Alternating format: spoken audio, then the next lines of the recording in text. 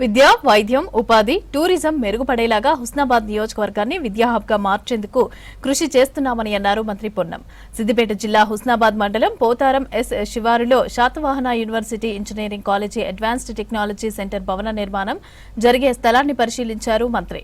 స్థలానికి సంబంధించిన పత్రాలను అధికారులకు అందజేశారు. త్వరలో కాలేజీ భవన నిర్మాణం ప్రారంభం కానుందని చెప్పారు పొన్నం ప్రభాకర్. ఇంజనీరింగ్ కాలేజీలో విద్యార్థులు చేరి మంచి పేరు తీసుకురావాలని స్టూడెంట్స్ ను కోరారు Ponnam Prabhakar. Satavahana engineering college sanction అయి భవన నిర్మాణానికి నిధులు కేటాయించి టెండర్ అయి భవన నిర్మాణం జరిగే సందర్భంలో ఈ స్థలాన్ని క్యాబినెట్ కూడా అప్రూవ్ చేసి స్థలం ఈరోజు యూనివర్సిటీ అధికారులకు అందజేయడం జరిగింది.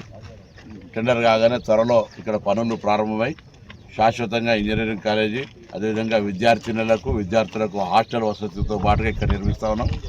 వచ్చే విద్యా సంవత్సరంలో ప్రభుత్వ ఇంజనీరింగ్ కాలేజ్ మంచి గ్రామీణ వాతావరణంలో ఇక్కడ అందరు విద్యార్థులు ఆప్షన్ తీసుకొని ఇక్కడ జాయిన్ కావాలని కోరుతాను. ఎటువంటి సమస్యలు లేకుండా అటు ప్రభుత్వం తరఫున ఇక్కడ స్థానిక ప్రజాప్రతినిధిగా స్థానికులందరం కలిసి విద్యార్థులకు అండగా ఉండి ఎటువంటి అసౌకర్యం లేకుండా చూస్తామనే మాట మనవి చేస్తూ ఈ శాతవాహన ఇంజనీరింగ్ కాలేజ్ హుస్నాబాద్లో మరి పిల్లలంతా వచ్చి తమ ఉన్నత విద్యను గ్రామీణ ప్రాంతంలో ఉన్నటువంటి పరిస్థితుల్లో అందరూ కూడా వచ్చి ఈ కాలేజీని ఒక పేరెన్నిక గల కాలేజీగా చేయాలని కోరుకుంటున్నాం. శాంక్షన్ అయినటువంటి ఏటీసీ అడ్వాన్స్ టెక్నాలజీ సెంటర్కి సంబంధించి కూడా పాలిటెక్నిక్ ఆవరణలో దాదాపు 1.5 ఎకరాల స్థలాన్ని కూడా కేటాయించడం జరిగింది. దానికి పత్రాలు కూడా ఈరోజు ప్రిన్సిపాల్ గారికి అందజేయడం జరిగింది. అదే శాతవాహన యూనివర్సిటీ వైస్ ఛాన్సలర్ గారికి అందజేసినాం.